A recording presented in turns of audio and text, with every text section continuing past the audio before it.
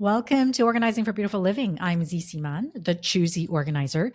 This podcast is for women who are done organizing everything and ready to be choosy about what matters, what's enough, and what can wait. Because beautiful living starts with a little less stress and a lot more intention. Ready to get beautifully organized? Let's make it happen.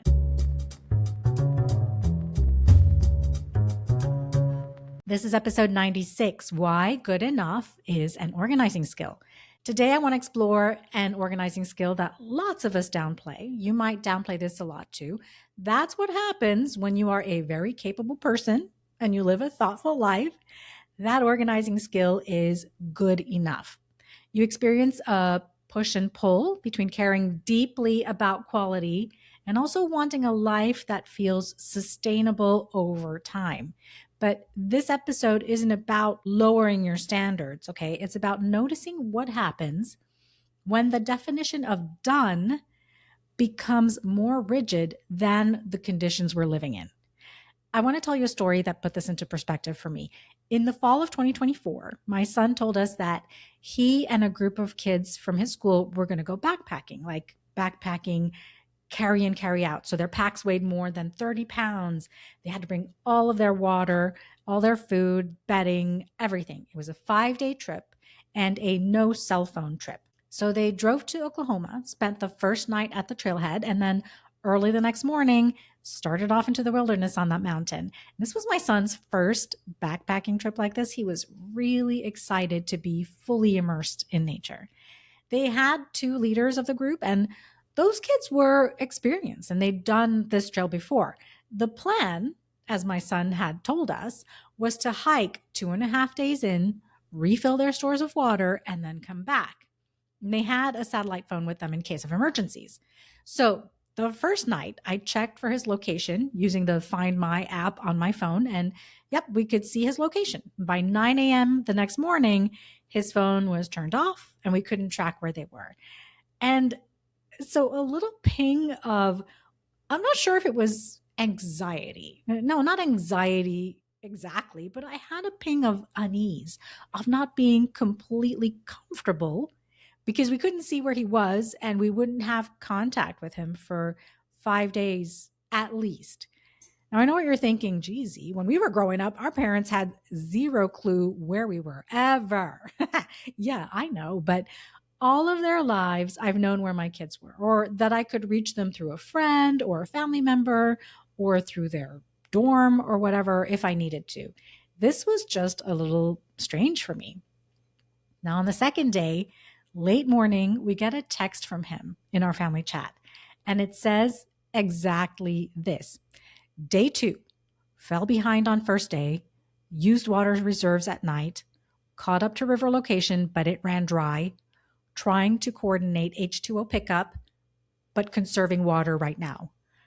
You guys, I read that message twice, and my thought was, what the bleep?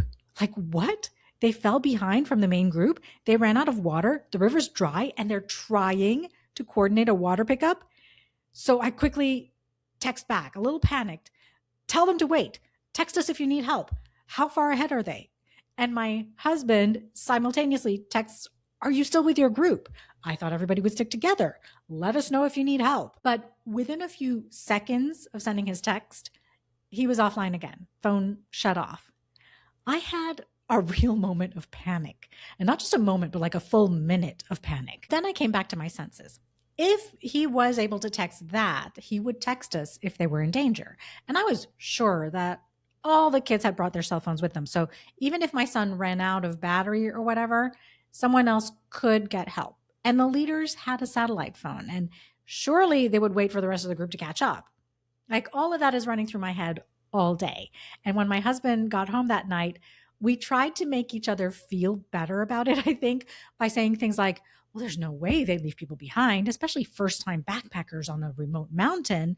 And they're responsible kids. Surely they'll call for a water drop-off or for rescue if they need it. And yeah, I was worried. And maybe our parents didn't know where we were ever, but was that a blessing? Did that allow them to worry just a tiny bit less? I don't know. Or did they just live with this low level amount of anxiety anytime we went on a trip? Oh, good golly. I'm going to have to ask my mom about that now. Well, on day 5, the day they're supposed to come out, I'm opening that Find My app like about once every 5 minutes, waiting to see if his phone comes back on. And lo and behold, at about 8 p.m., he's on. I see them driving on the highway. Phew. I remember sitting down, taking a breath, just watching that icon moving on the map. I don't think I had a coherent thought, but I probably felt like, okay, he's okay. You don't have to be on guard anymore. We talked to him 2 days later. I think he slept the entire day after they got back. And he told us what had actually happened. His entire group fell behind their planned schedule on that first day. No one left anyone behind or anything. Okay, that wasn't clear from his cryptic text, okay? It was hotter and drier than expected. And their plan was always to get to the river on day 2, refill their water stores, continue on, and refill again on the way back. But the river was completely dry, and so they had to improvise. There were basically some large pools. I mean, he described them as big puddles of standing water, which they had no choice but to collect. They added iodine or whatever to it and they drank it. They made it work. It was tough on everyone, and they did call the contact who they thought would bring them water, but apparently there was a miscommunication there. And he was on another hike with a group elsewhere, and he wouldn't get back for a couple of days. So they continued on, did their thing with the water, and everyone was fine. That whole experience has stayed with me. Nothing went catastrophically wrong. Everyone came back safe. The trip didn't fall apart. But my experience of it, especially those middle days, felt much scarier than the facts alone might suggest. What I think now, though, is how different the situation felt depending on where you were standing. The kids on the trail were dealing with heat, distance, dry riverbeds, and problem solving in real time. They adjusted to what was in front of them. They made decisions based on what they could see and what they had with them. At home, we were holding the plan in our heads, the original plan, the one that made sense when the trip was mapped out, the one that assumed certain conditions would be there when they arrived. When those conditions weren't met, my mind kept returning to the plan instead of the situation. That difference matters because most of us are moving through work and life with plans that were made carefully and with good intentions. Plans that reflect how capable we are and how much we care. And when something shifts, when timing changes or resources dry up or our energy dips or reality just asks for something different, the discomfort we feel isn't always about the change itself. It's about what it means to adjust. It's about what we tell ourselves when done starts to look different than what we'd imagined.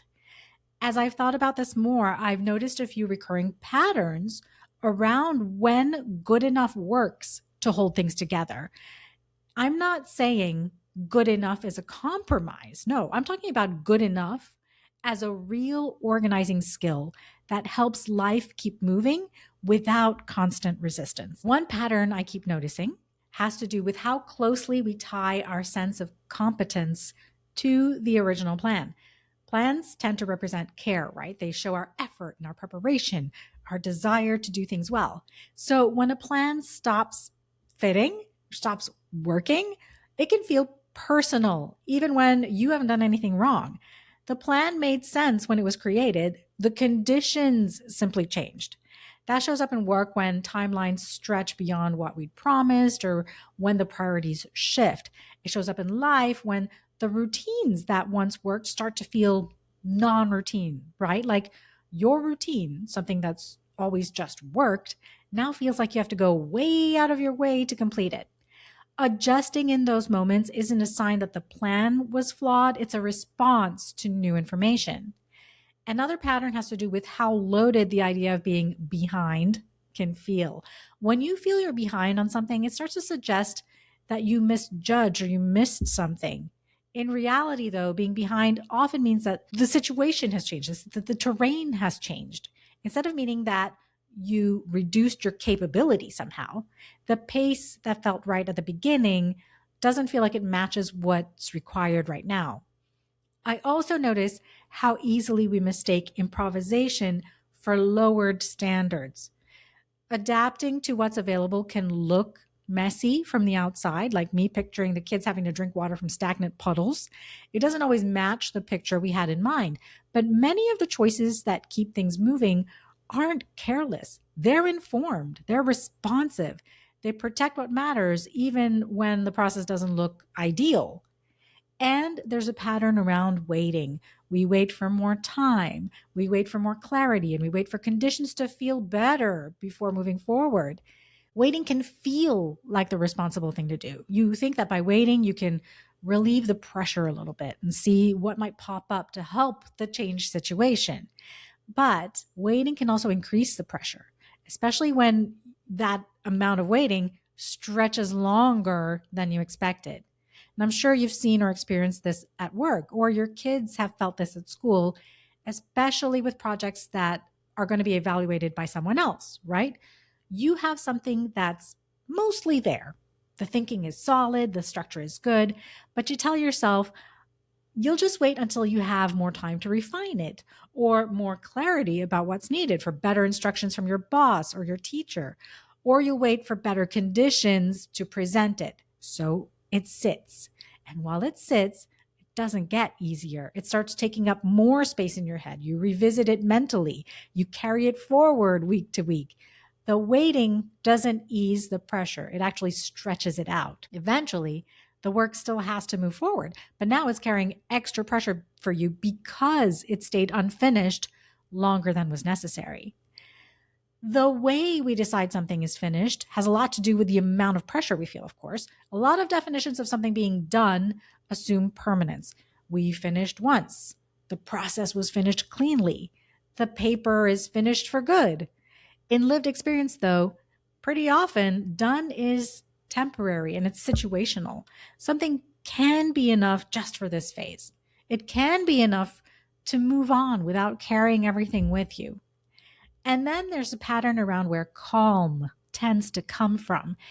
It doesn't usually come from perfect systems or perfect performance.